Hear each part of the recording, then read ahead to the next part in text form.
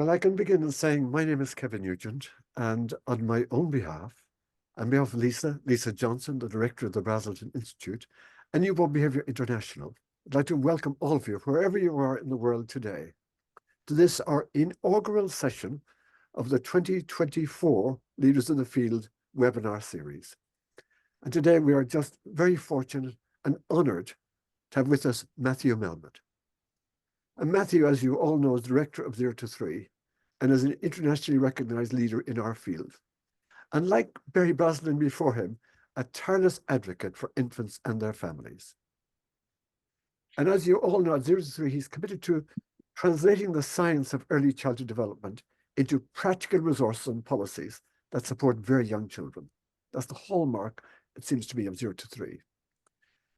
Thinking of Barry, Barry frequently appeared before congressional committees and played a key role in the enactment of the Family Medical Leave Act, for example, and Public Act 99-457, which extends the rights and protections of the Individuals with Disabilities and Education Act to young children. Today, however, no one has leveraged their expertise, their experience, and their voice to inspire policymakers to make changes in the way communities support babies and their families than Matthew Melmed. In response to the violence and trauma experienced by babies, young children, and families in Israel and Gaza, Matthew recently issued a statement beginning with these words: "My heart breaks for the babies and children who have been subjected to unthinkable violence in Israel and Gaza. At 0 to 3, we see this as a moment to recommit ourselves to ensuring that every child grows up healthy, safe, and loved. Putting babies and toddlers in the crosshairs of terror and war is never acceptable. The need to protect babies has never been more acute. A man of compassion and dedication, it's really our honor and privilege to welcome you here today, Matthew. A privilege and honor. And before I'll hand over to my dear colleague, Lisa, who will continue with the introduction. All right. Well, thank you, Kevin. Happy New Year to everybody in our community. Feel free to put your greetings in the chat. I know some folks are still filtering in. I hope everybody is having a soft landing after the holidays into this first week back, return to work for many of us. And I know this afternoon will certainly be will certainly add to that soft landing, and I know will be inspirational for all of us. Um, please feel free to put your comments, questions in the chat. You can put them in the Q&A, that's okay too, but I'll be monitoring the chat.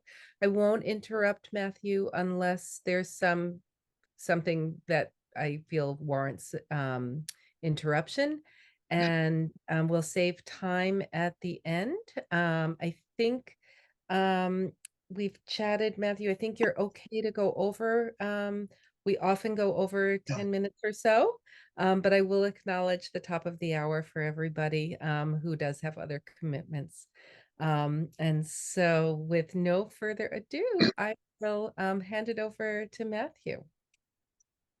Well, thank you, Lisa, and thank you, Kevin, for that really marvelous introduction. I am so delighted that you invoked T. Barry Brazelton, who was a founder of 0 to 3, a former board president, and I had the honor, as you did, of working with him for many years. And his passion and his understanding of the connection between the clinical work and policy and advocacy is something that I have the honor of continuing to advance at 0 to 3.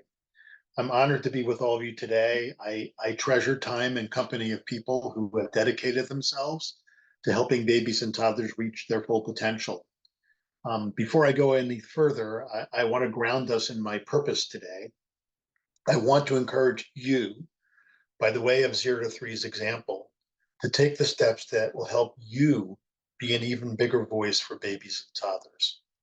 Now, at the outset, I want to acknowledge but I have never held the roles that you hold as clinicians, practitioners, and researchers. I'm actually a lawyer by training, but I've hung around with a lot of you and others like you over the past 30 plus years. And I've learned enough to know that you have the power to influence seismic shifts in policies, practices, and systems to give babies and toddlers the best chances possible to thrive. You do not need to be a lawyer to influence these changes. You just need to fully actualize your professional selves.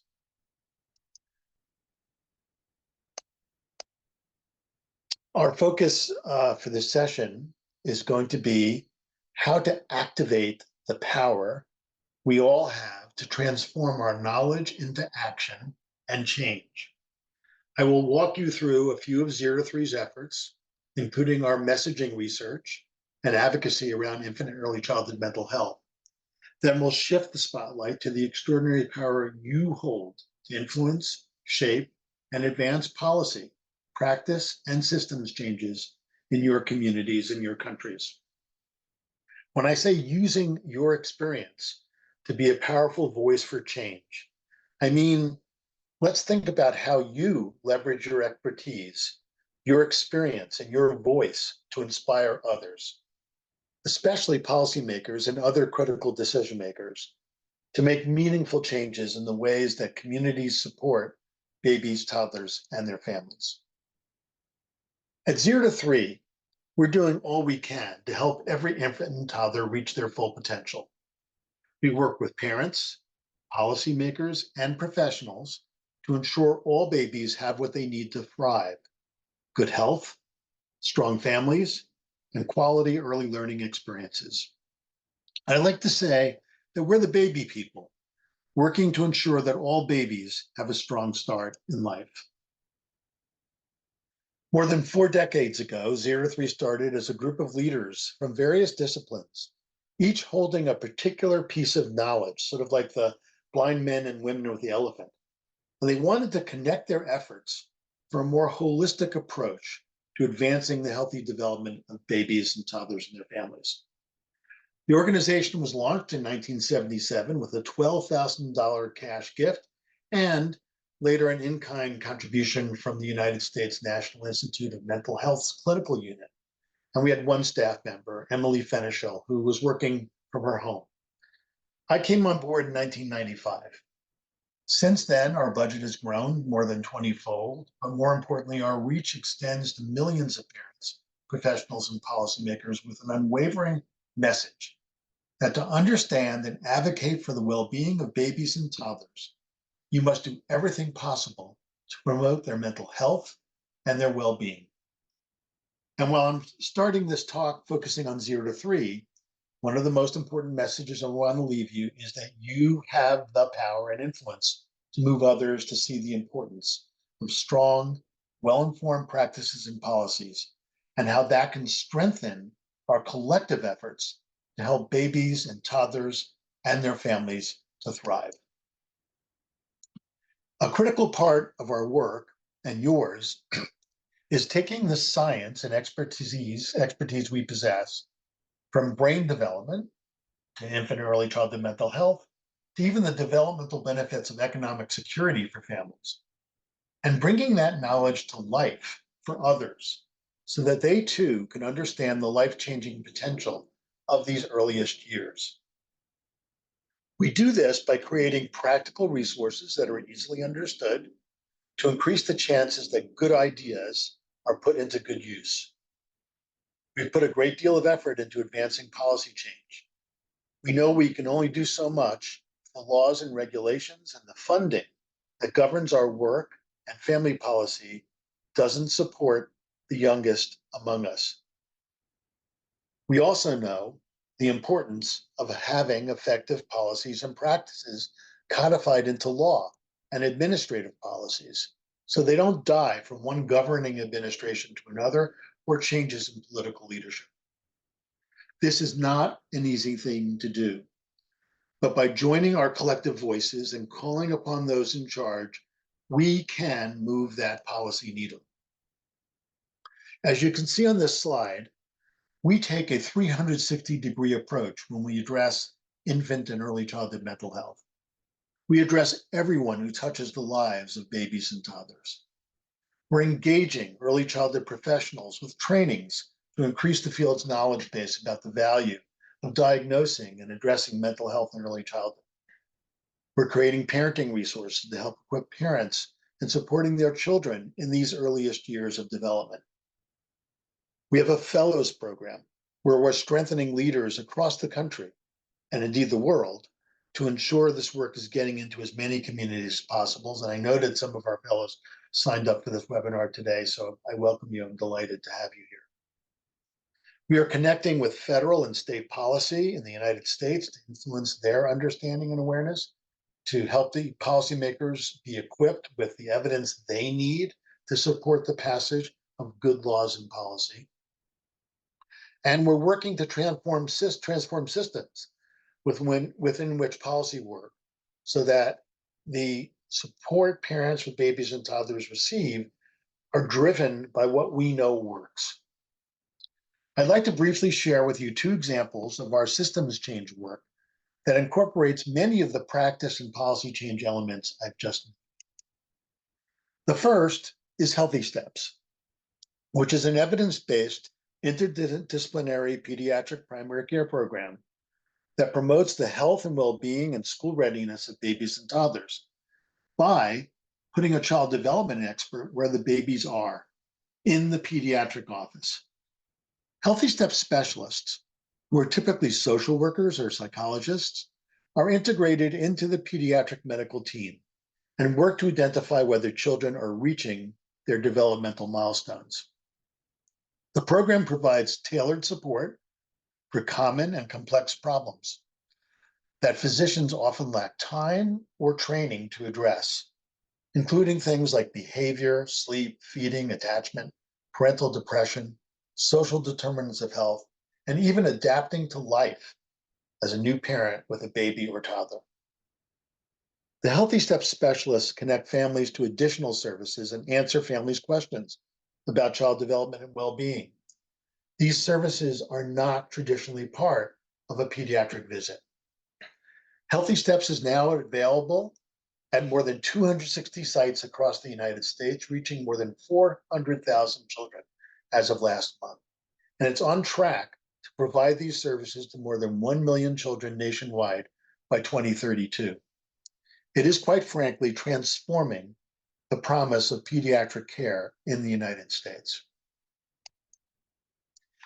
Another example is our work to transform the child welfare system in the United States. Safe Babies connects families to services and support within their state and community so they can heal and thrive without court involvement. How does Safe Babies work? When a baby enters the child welfare system, instead of just being removed from their parents and languishing in the courts with no services, they are supported by a team of professionals led by a community coordinator. This team connects children and their families to services and supports they need that are focused on their health and well-being and grounded in the science of early childhood development. Safe Babies also supports collaboration between community partners and parents to ensure both child and parent needs are identified and met as quickly and effectively as possible to prevent further involvement in the child welfare system.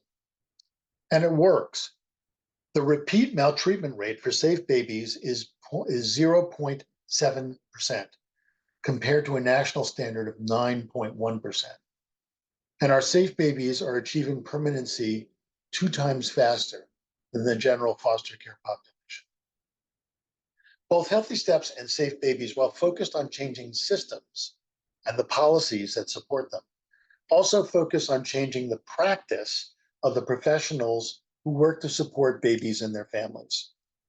So while 0 to 3 works to transform big systems, we also focus on what clinicians and practitioners do to advance infant and early childhood mental health. An example of how we took knowledge off the shelf and made it actionable is our diagnostic classification system of mental health and developmental disorders in infancy and early childhood. 0 to 3 recognized early on that other diagnostic systems did not adequately address clinical disorders and contextual features that one would see in infancy and early childhood. So we pioneered diagnostic classification for our babies and young children, first with the publication of DC-03 and then DC-03R, which focused on children birth to 3 and was developed when the field of infant mental health was young with limited research. DC-03 was a descriptive nosology that was seen as a first step with a recognition it would take time and more research to evolve, and it would be revised. And so when we did revise it with DC-03R, we added more empirical evidence in articulating clinical disorders. And both DC-03 and DC-03R were intended to complement existing approaches to diagnostic classification systems. In 2013, we convened a diagnostic classification revision task force, whose work culminated in the publication of DC-0 to 5, which broadened its scope by expanding the age range to 5 years old and by including more disorders and clinical examples for infants in the first years of life.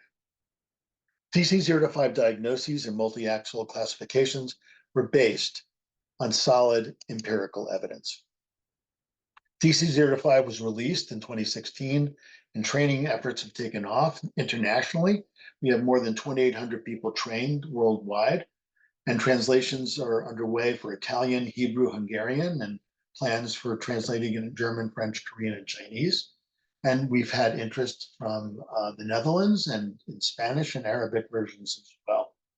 There's also a faculty teaching resource that can be used in classroom instructions at colleges, universities, or certificate programs in infant early childhood mental health, so that higher education institutions can embed DC-0 to 5 into their curriculum.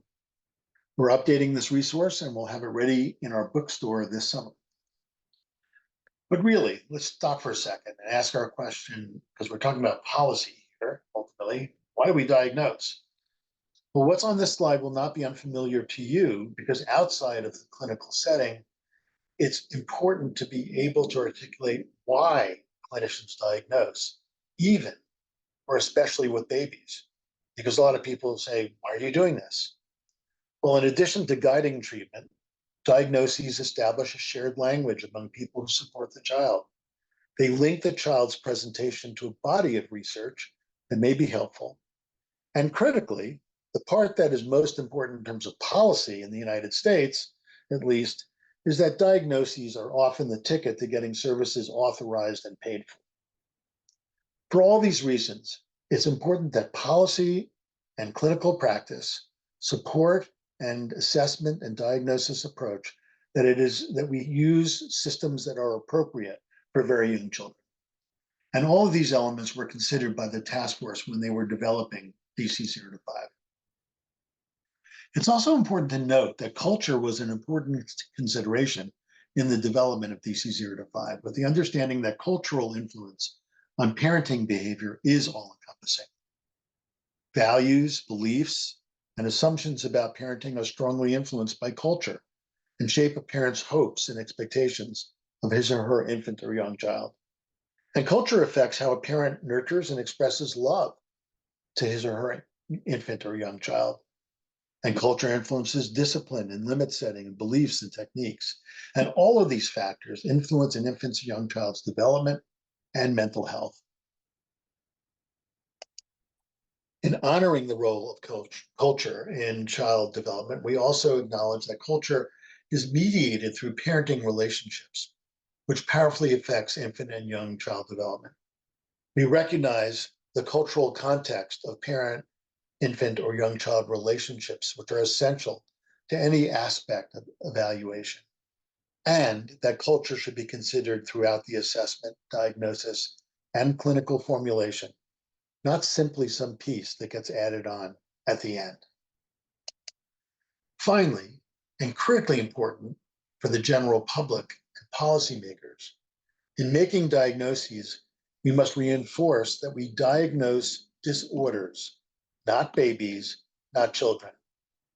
This principle has been consistently expressed in all of our versions of 0 to 3's diagnostic classification systems. Moving from clinical practice, let's turn to public policy. Some may question why, if you're concerned about infant and early childhood mental health, you should even care about public policy. Well, policies, like the systems in which they operate, define the priorities and resources that a society places on a population and the issues impacting them. So, questions like how much money is spent on addressing infant and early childhood mental health, if any, and who should be trained, authorized, and paid to support early development, and how?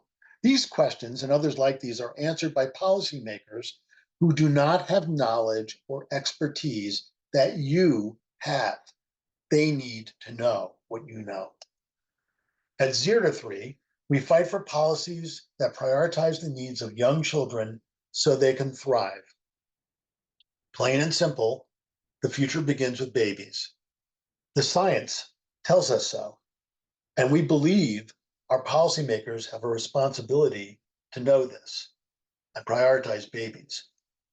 Research shows that the early years are among the best investments we can make for a society at large. Not only does this investment help prevent costly health challenges later in life, it also reduces the likelihood of conditions that later strain other systems, like the criminal justice system, education, welfare. And we also know that investments in the early years increases educational performance, graduation rates, job training, earnings, and more.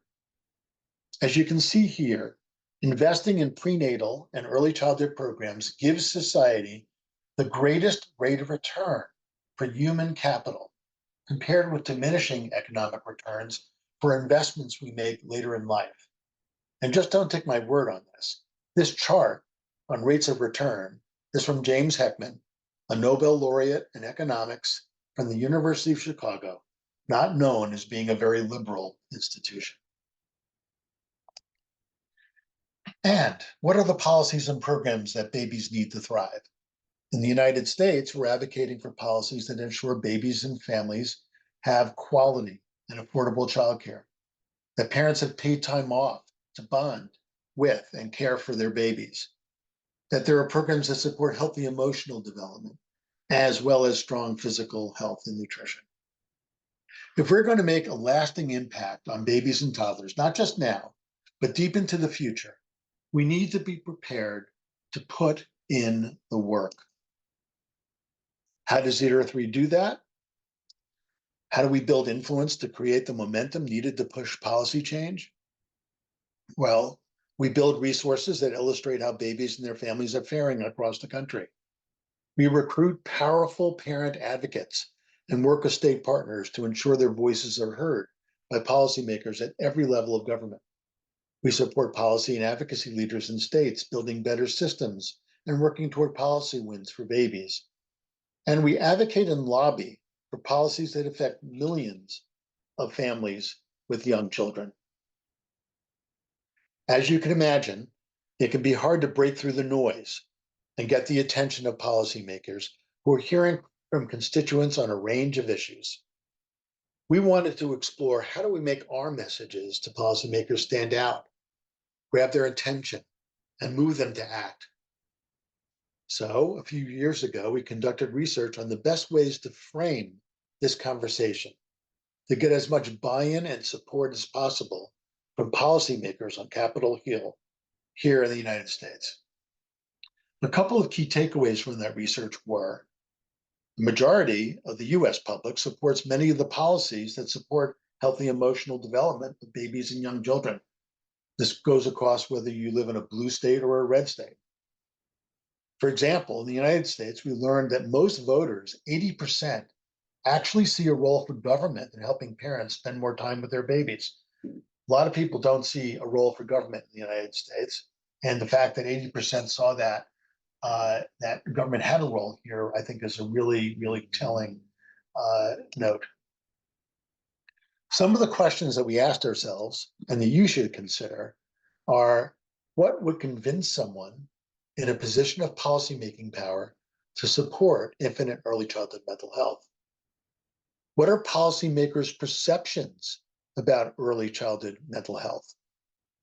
What gets in the way of prioritizing mental health needs of infants and toddlers? What are the most compelling messages to help policymakers gain familiarity with the basics, understand the value and efficacy of treatments, prioritize funding for interventions and therapies? The most important thing here is to equip ourselves with an understanding of what policymakers know and what they don't know about the issue, and then build upon that knowledge and fill in the gaps to make our case to support policy changes.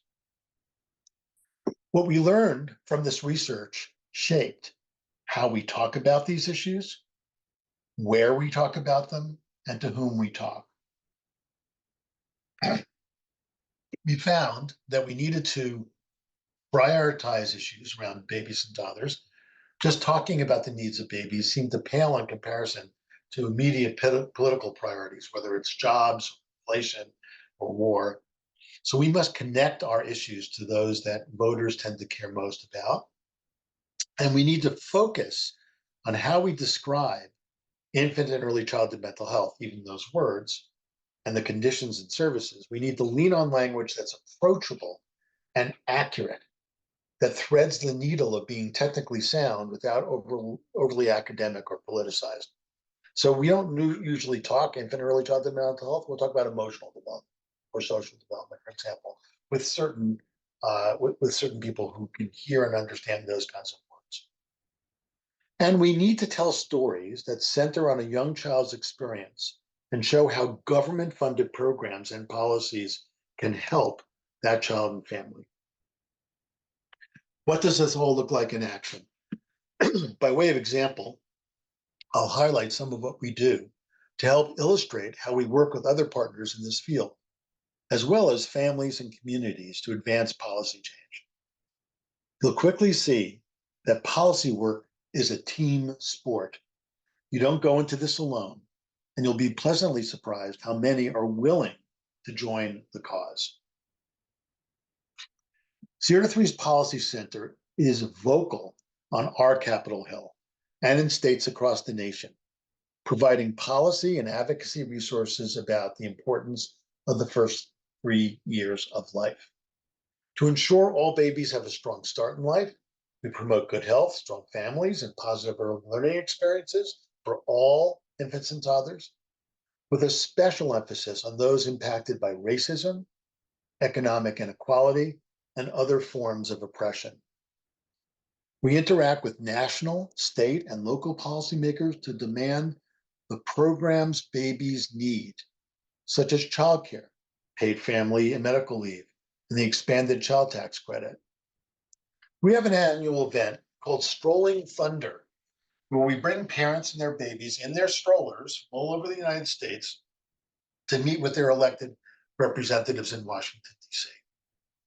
We work with a broad range of partner organizations at the federal and state level because we know a concert of voices at all levels of government is needed to impact change. We know we can't do this alone. We collect data to better understand how babies are doing and promote it across all channels and through the media. We leverage social channels to engage and achieve maximum impact and reach. And we encourage others to join in this work. We focus on both advocacy and policy because we know that both are needed in concert to move the policy needle at the federal and state levels. All of this creates a surround sound effect. At 0 to 3, we embrace the African proverb, if you want to go fast, go alone. If you want to go far, go together. This is a guiding principle as we seek out partnerships with others. Through these partnerships, we find strengths in numbers, strengths in resolve, strengths in the sheer range of the networks we can reach together. So ask yourselves, who are your partners? They don't always have to be another organization. You're an individual, you're a professional. Who are your colleagues? Who are your friends? Who are people you can reach out to and talk about these issues and engage around policy and advocacy that'll make a difference in terms of the population that you care about? Now, we know that media is a powerful channel. With compelling and informative opinion pieces that you could develop or letters to the editor, or tweets, you can help various audiences understand the issues and effective solutions. By sharing the stories of families in your network, you can help others visualize the issues through real life experiences of those who live it every day. This also means we need to go to social media. This is where your audience is getting their information or sharing information with others. Go to where they are. Millions of people are online every second of every day scrolling social media platforms like Facebook, LinkedIn, Instagram, Snapchat, Weibo, TikTok. Now, I admit, being of a certain age, I am less inclined to participate in all of these platforms. But 0 to 3 does, because that is where the parents of today's babies are getting their information. And that is where we have the opportunity to help connect the dots for them between the challenges they're facing and the role of policy and how that can make a difference in their lives if they engage.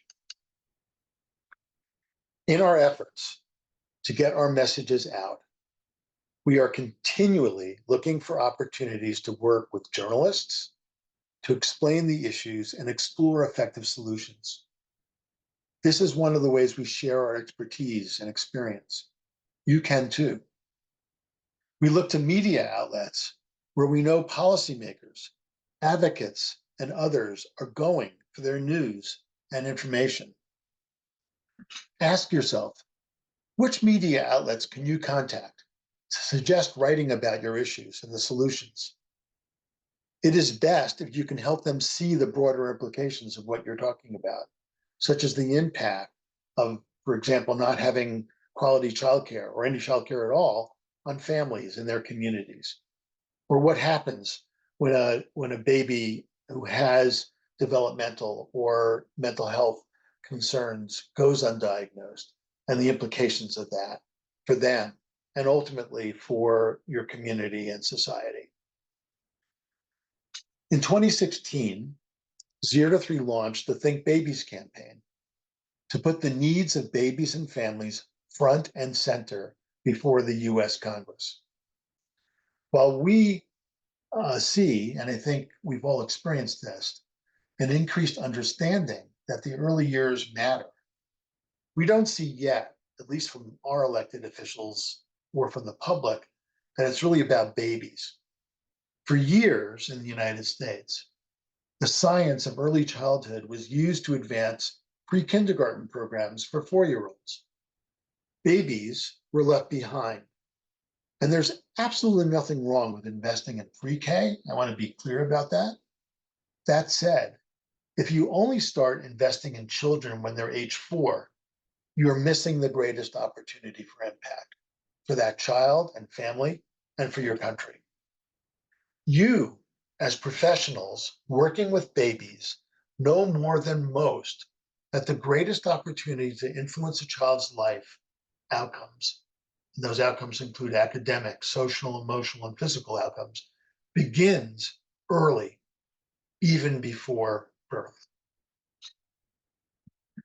Think Babies is a call to action for policymakers in the United States at the federal and state level to prioritize the needs of infants, toddlers, and their families and invest in our country's future. The core elements of Think Babies include grassroots partnerships with state and community organizations to advance an infant toddler agenda in states, a drumbeat of highly visible digital organizing activities to raise awareness among policymakers about the issues facing families with young children, and to translate that awareness into action. The State of Babies Yearbook, which provides a national and state-by-state data on the well-being of America's babies. Policymakers and advocates can use the data to identify and act on the challenges facing the youngest members of society. It also includes, Think Babies, a growing network of national advocates and partners across the country who urge policymakers to think babies. And we're working together to educate policymakers and ensure that all babies and their families get the support they need to thrive. And as I mentioned, our annual Strolling Thunder event that brings families to meet their elected officials from state capitals to Capitol Hill and have them share their experiences about what it's like to raise young children today and what families need to support their babies' healthy development.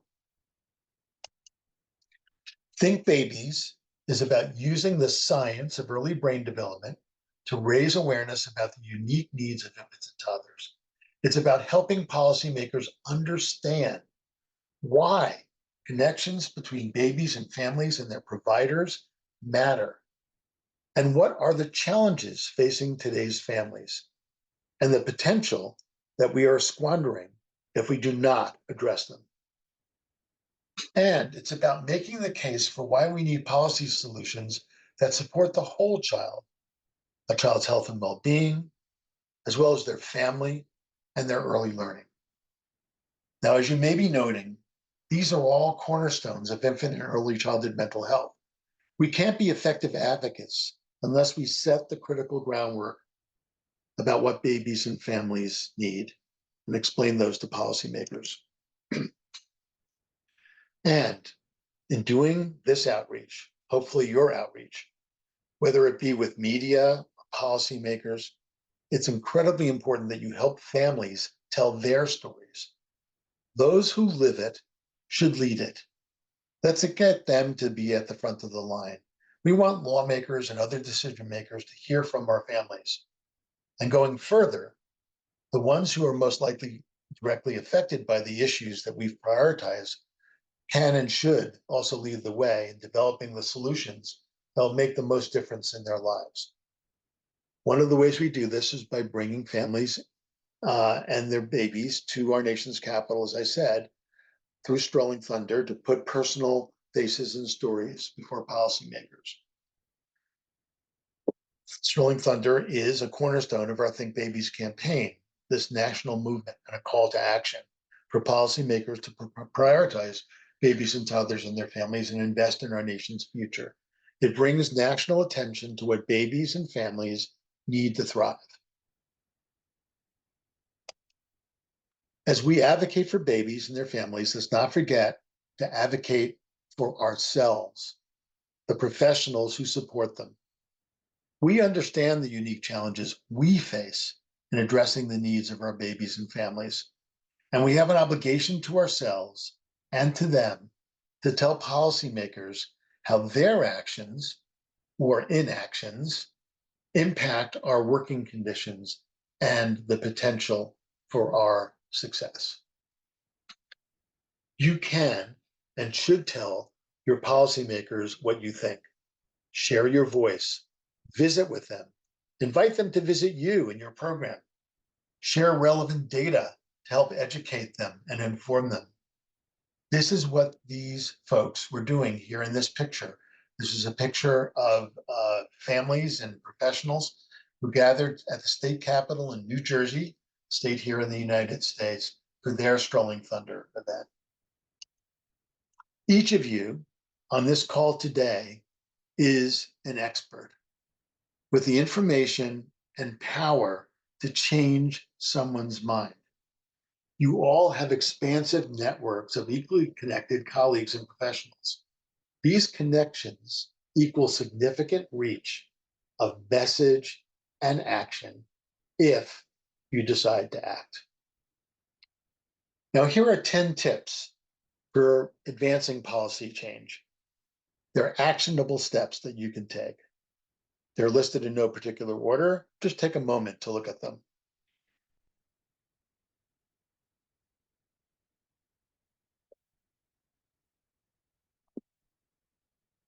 You should start with the ones that are most doable for you and work from there.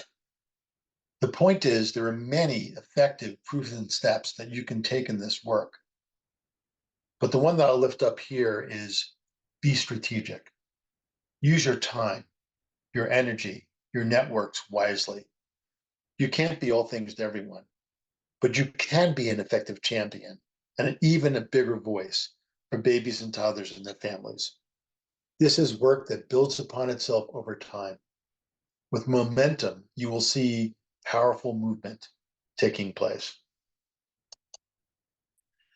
I encourage you to look to each other for support and for examples of what is working. On that note, if you have a cell phone handy, point your camera towards this QR code. It will link you to a 0 to 3 webpage that is full of resources that are designed to help you be a big voice for infants and toddlers in your communities. They might even spark more ideas for other resources that you and your colleagues may want to create. And if you do, I invite you to drop me an email with a link to it. Now, if you don't have your phone handy, I'm sure we can provide the QR code via email as a follow-up to today's session. I really want to encourage you to take what we're providing you and really start to use it and try to integrate it as part of your practice, as part of what you do. No one's expecting you to be a full-time advocate. But believe me, if you call an elected official once or twice a year to express your concern, or set up a meeting, or bring them to your program, you're going to create relationships with people that can make a difference in the lives of babies and toddlers, and you're going to create relationships that you can build and leverage on over time that will really help your babies and toddlers and their families more than you could possibly know or imagine. As I close today, I'd like to share with you an excerpt from my favorite children's book. This book sparked my own personal journey as a professional who's dedicated his career to being an advocate for babies. It's a Dr. Seuss story written 70 years ago. I first read it as a child. The book is Horton Hears a Who. Now, you may remember Horton. Horton's an elephant. And Horton discovered a clover upon which he kept hearing voices, a little teeny clover, and he kept hearing voices.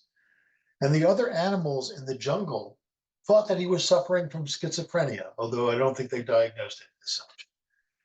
But because he heard voices that they did not hear, coming from that small clover that he held in his trunk, the animals were going to put that small clover, which Horton was protecting, upon which the Whos, the residents of Whoville, lived, into a boiling kettle of bezel nut stew.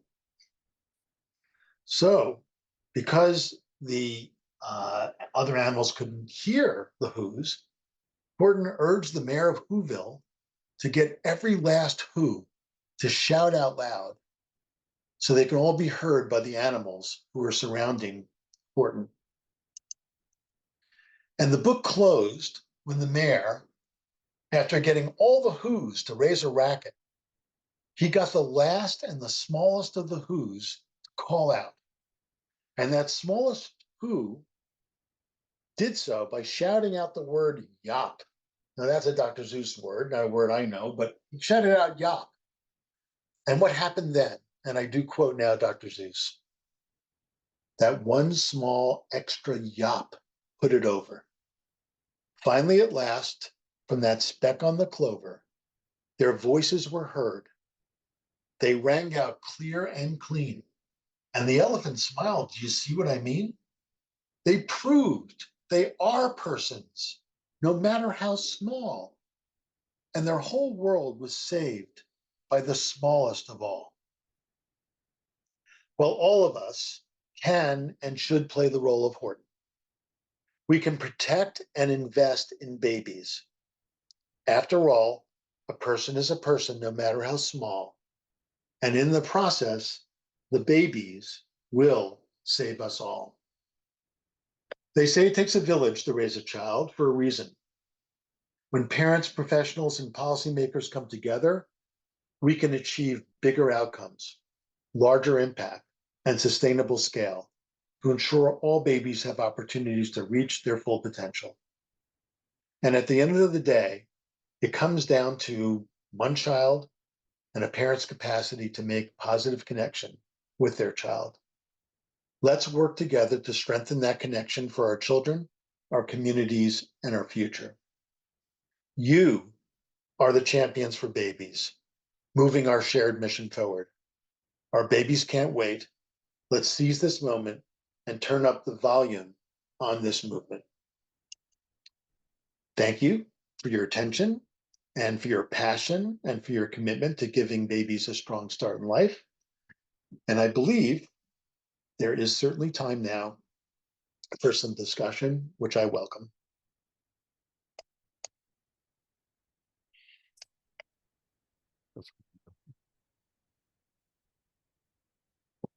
Wow, thank you so much. Ah, I saw there was at least one, lots of comments and at least one question in the chat. And I have a million questions and thoughts and comments. Kevin, do you want to start us off or? well, it's maybe less a question than a comment. I think the tribute to Matthew's work is the shared language. That really the importance of having a shared language talking about children and families, number one. But the thing I admire most about Matthew's work is all the outreach, the way he's mapped out the possible ways from direct talking to your doctor to the whole greater societal level. That I think is a challenge I feel. I feel inspired but inadequate, I have to say, in the ways that I've failed. But this opens up the possibilities to all of us. So this has been, I feel, an incredibly wonderful, everything from healthy steps, my goodness, strolling thunder. I mean, the whole thing about increasing visibility. And of course, social media, I have to admit, Matthew, that's a whole world, different world for me, but clearly where so much is happening. And your feeling is we should be involved in every one of these pathways to with the goal of making a difference in children's lives. I mean, this is fascinating, and I feel so lucky to have been part of this discussion today. So I have no questions, Lisa, just except totally delight at the opportunity to be here today. Well, Kevin, thank you. I want to, one thing that your comments really brings home for me is that I think it is really important as professionals, whether we are mental health clinicians or pediatricians or researchers, whatever we're doing out in the world, working in, for some people working in providing quality childcare, for whatever it is. I know that sometimes it feels really overwhelming to make that connection between the work that you're doing directly and then to think that my work is actually being impacted by decisions that are happening in my state's capital or in Washington, D.C., or in the capital of my country. And yet, it is important for us to take that step back and to understand that it's all connected. And that if we want to make changes, not just for the people who are in front of us, but for larger groups of babies and toddlers, we do need to get connected into ways that we can raise our voices and that we can become advocates. But I don't want anyone to walk away from this presentation with the fear that, oh my God, I have to be a lawyer or I have to, spend all my time doing this. You do not. You just have to be able to get informed, get connected. There are lots of tools and resources out there. We have lots of those at 0 to 3. I know that they are really written more based in the United States, but they are adaptable because the principles of how we raise our voice are universal. And I do think that that is something that, all of us can do. All of us can make, a phone call twice a year to our elected representatives. All of us could, ask for a meeting. That's their job. Their job is to meet with us and listen to us and actually do something. And I think it's really, that's the question, or at least I think the opportunity that we all, all have. I think and I remember talking about this when we met and you were planning this webinar, and it came through so loud and clear, and you've just underscored, that anybody, whoever you are, whatever you do, in some way that you feel comfortable or maybe just outside your comfort zone, right? Because that's what babies do to develop, and that's what we can continue to do. They do something just outside their comfort zone, that we can, that we can do something. We can't do everything. And boy, didn't we time this right? It's January 3rd, everybody. We haven't messed up this year yet. And you know, dry January it's already 3 days in, and Matthew has given us a list of 10 options, or however many options there were, for us to try out. And pick one, whatever it is. I think we can get this crew to do that. People did ask, and I have mentioned, I put it in the chat, a PDF of the slides. We can have, Matthew, we can have a PDF of the slides. Yeah. Yep. Along with the recording of the webinar, will be posted on the NBI website sometime in the coming days, so that I know, I think our leaders in the field webinars get viewed, an order of magnitude more once they're posted on the website, particularly because it doesn't suit all time zones. I I have a dear colleague who's on, Catalina Morales, who is a fellow pediatrician in Colombia. And she was asking about, experiences with other countries and advocacy in other countries, and what some of your experience is. Given that DC 0 to 5 is being translated into several languages, indicates that maybe you do have some experience. So I don't know what words of wisdom you might have for Catalina. Well, first I would say that at least in a democracy, a lot of the principles that I articulated are those that citizens have the ability and the right to be able to exercise. And even if it's not a democracy, you can still, push. Part of this is learning to be an advocate and learning to understand who's making the decisions that really impact the issues that I care about. And you'll find that a lot of times the people who are making the decisions on the kinds of programs or policies that we care about are not overwhelmed by their publics around them. And if a state legislator, for example, in the United States, gets a call from 10 constituents around a specific piece of legislation or an issue, that's a lot. Mm-hmm. I don't think people understand. Most people don't even know the name of their state elected official. Maybe they'll know their congressperson, but certainly not the local level. And I think that's what it takes. It just takes some research and time and trying to figure out and connect the dots.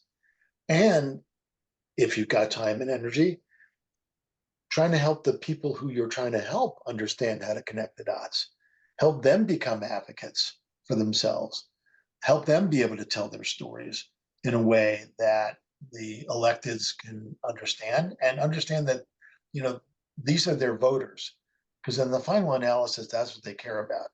They care about whether they're going to get reelected. And if they think that their voters care about something, they're going to care about it. Mm-hmm.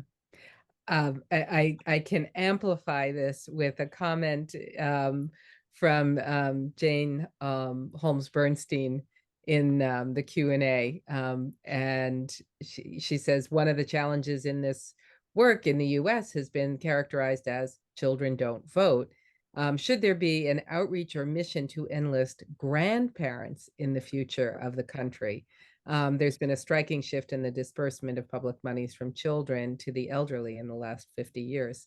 I think that's, I cannot imagine any adult more passionate about the new people in this world than grandparents, right? And they're and they may not be quite so overburdened with other responsibilities as the parents are themselves. It's again trying to help people make the connection between their immediate family and their family's needs, and then that of the larger community, and then giving them information and tools that will help them to be advocates for, in our case, for babies and families. I think the next campaign is going to be Mimi's and Pop-Ups Thunder. There is a link in the thank you so much, Gina. There is a link in the chat to Matthew's bio and contact information on the 0 to 3 website. I've also popped the 0 to 3 website, although I'm sure everybody can find that pretty easily, into the chat. And I also earlier on I popped a link to that the return on investment paper or some of that content, because I think that that's pretty compelling. Right. So, strolling recruitment to for Strolling Thunder families opens today. There you go. We're looking for one family, grandparents included, with a baby or toddler from every state and DC to join on Capitol Hill on April 30th. All right, there we go. Thank you, and thank you, Gina, for sharing the link. So, one thing that has occupied my brain a fair amount in my work at the Brazelton Institute, and placing that work in context, it relates to the fact that I'm a pediatrician, right? I come from a medical world. I didn't learn any of this in pediatrics, right? We don't learn stuff. You don't learn it as a pediatrician. You don't learn it as a developmental pediatrician. You don't learn it as a psychiatrist.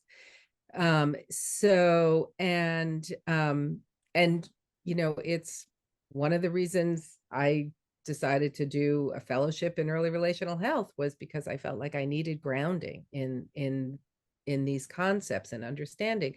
But it also gives me a little bit of that advantage of beginner's mind when it comes to looking at the landscape of infant mental health, and the organizations and the efforts, and it is a little bit of a dizzying landscape to try to wrap one's head around. So I have a couple questions about this. One question is, one of the reframings that has happened, and it came out of my mouth in this last couple of sentences, is using the term early relational health.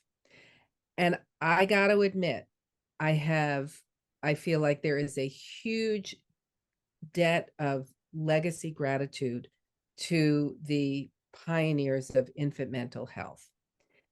I cannot make those 3 words come out of my mouth when I'm talking to my colleagues. And it's really easy for me to make the words early relational health come out.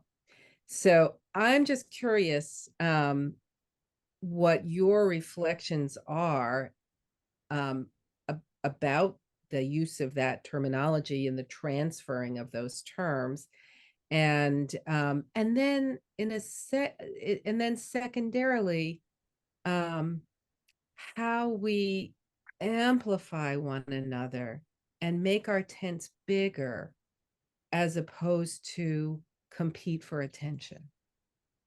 Well, that is an excellent question, Lisa, and one that's actually, burning, if you wish, in the field, maybe not in the broader world, but certainly in the field.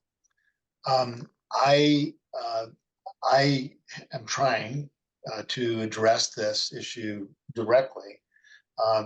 David Willison, who is really a proponent of the terminology early relational health, and I are convening a national work group to actually talk through what are the definitions of those terms, how can they be used in ways that do not confuse.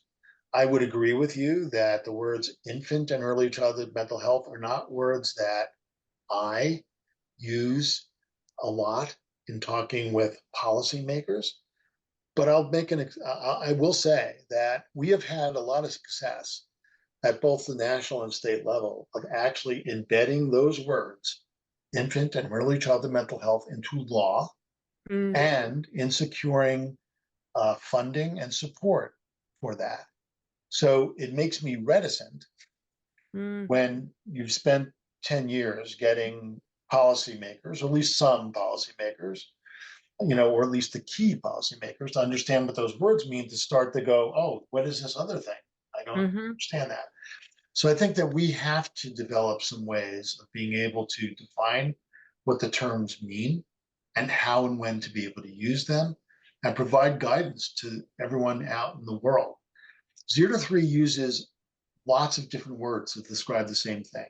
If it's in the early care and education community, it's social emotional development, right? We use early relational health as well as infant early childhood, mental health. I think it's really important that we need to use the language that the people we're talking to will relate to and understand, and not turn them off or make them run.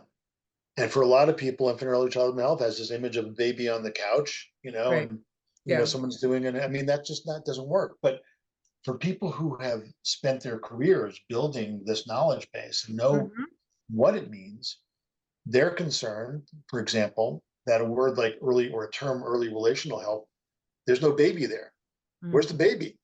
And I'm remembering once we did a focus group with parents where we were testing different concepts, and we were, had different brochures that we were asking people to look at. I remember this, behind the glass, and we actually had the word in one of these things about, and this is a group of moms, and it was about a mom's relationship with their baby. And I remember one mom going, relationship? I don't have a relationship with my baby. I bond with my baby. I have a relationship with my husband, and he's a jerk. So, yeah, we have to, continue to be open to finding new and different ways to talk about the science and what we know, so that people can embrace it and be willing to be able to provide support over time. Yeah. Well, amen to that. I want to just, hopefully we can continue for a little bit, but I want to acknowledge that we have just gone past the top of the hour, which for our friends in Europe is getting extraordinarily late. So we bid them a good night. And Kevin, do you want to just share next month's leaders in the field for the moment, and then we can maybe and we'll formally thank Matthew and his team. Thank you, Gina, and Will, I think it was. Will was here earlier. Was here earlier for just a fabulous kickoff to the year. Kevin, next month, what do we have? Well You're said. muted. Oh, yeah, now you're back. A spectacular kickoff, a wonderful kickoff. And interestingly, the next theme for February, there's a very nice continuity. Cindy Hatcher from Boston Medical Center will speak of small moments, big impact, and the importance of seizing the present moment, relational moment, and the possibilities therein. So that's Cindy, and that's in February. And interestingly, Jane Holmes-Bernstein will be speaking on March. Jane just already commented. And so we're looking forward to both. But it's just such a lovely piece of continuity, Matthew, between what you have launched today and hopefully to meet. This will be focused quite much on the perinatal period, I think. Yeah. Am I right, Lisa? Yeah, her work extends through infancy, but it also really ties back, I think, to that power of storytelling. Yes, lovely. And we That Matthew, you sort of, yes, and that that you wove in, you know, those individual stories, those individual, you know, what happened with this one family, this one dad and his son, this one mom and her child, right? That's what's I can't stress that enough. I think that, a lot of times policymakers, they want data, show sure. me all this stuff. But in reality, what moves them is the stories. Yeah. It's the personal stories that they could hear and understand. I will, there was a key member of Congress. He's no longer there, a Republican from a very, very red state who was chairing a key appropriations subcommittee in the House that we needed to move on some of the issues. And I remember bringing him, met with him, and I showed him the still face video. I think a lot of people know the still face videos. And we had one particular video that Edtronic had given that we had actually sent to Edtronic shop, and they filmed. And it was this beautiful young mother who, it was not, it was like in some people's heads, the typical middle class mother, at least for this guy. And she did what Ed asked her to do, to turn around, and the baby obviously lost it the way the babies always do. And so in a little, I think it was a total of 90 seconds of talking through what was happening there, this guy was like, oh my God, Yeah. babies have feelings. Babies, this is what's going on. This is what it means when they don't get, the kind of attention that they need over a long period of time.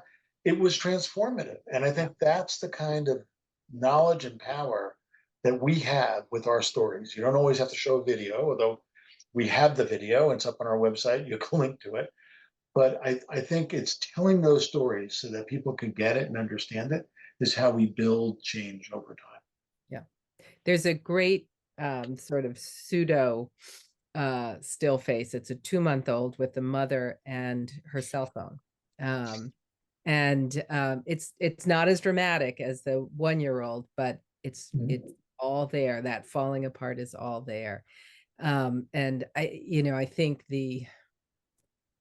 as I try to communicate with my pediatric colleagues, I think when people think of adversity in early childhood, they sort of think of it as some other, right? As like something terrible happened.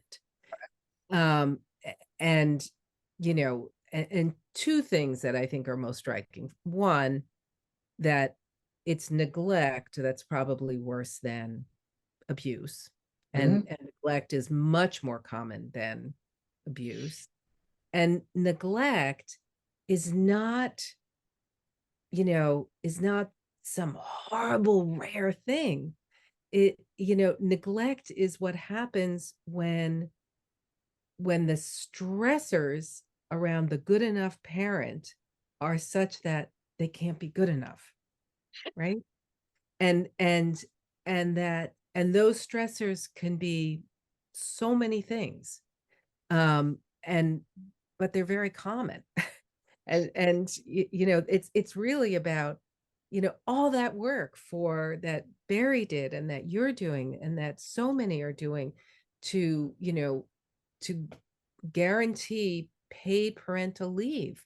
That's just about getting out of the way, just get out of the, get the obstacles out of the way so people can just be the good enough parent.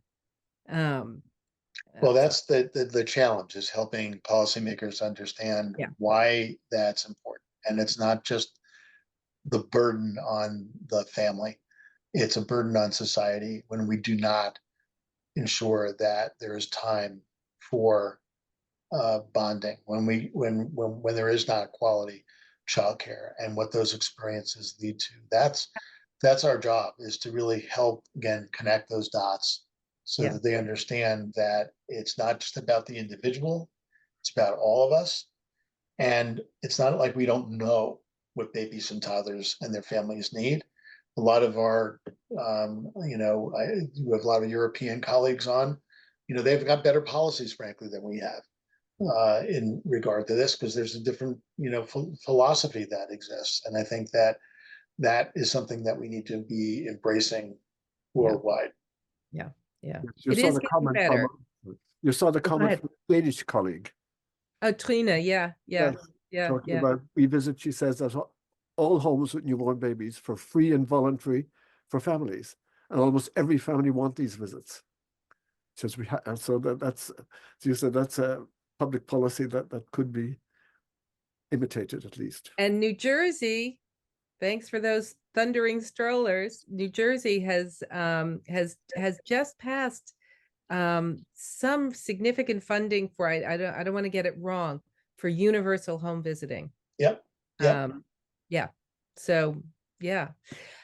I want to get back to and then we should wrap up, but I want to get back to how do we amplify one another? How do we work together? Um, and and create the, how are we good citizens of Whoville?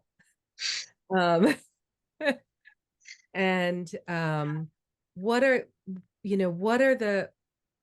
what will help us work together to amplify, as opposed to create crosstalk and diminish ourselves. It's a great question. I think that my advice is to find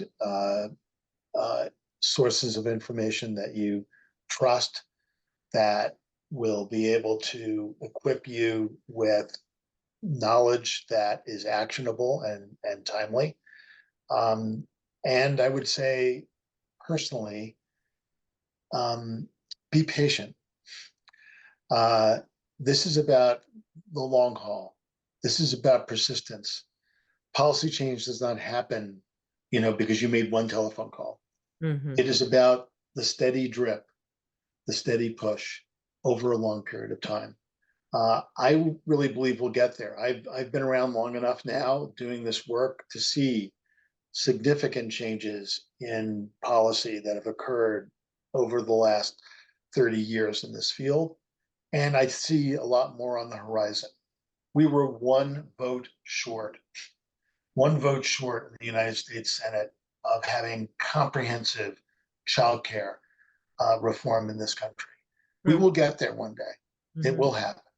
And I think it's just a question of our continuing to, work collectively, to think broader than ourselves, and trying to, leverage all that we can that's out there to make those changes. Yeah. All right, we'll leave it at that, Matthew. Thank you for these first 29 years of your work, which you have just said are only a preamble to the next 30 years of your continued hard work. Hey, T. Berry was he was like a, inspiration for us all, right? That's right. Right? You're just getting revved up. That's right. Yeah, this has been really terrific. Greatly appreciate. Well, thank you for having me. It's really, again, an honor. And I really value and appreciate what everyone on this call does to make a difference in the lives of babies and toddlers, and welcome you to, get connected to some of the resources we have and use them to become advocates. Terrific. All right. Well, So thanks, much, Matthew. everybody. Thanks, Gina. Okay. Thank you, Gina. See y'all. Bye. So much, Bye-bye. Matthew. Thanks so much.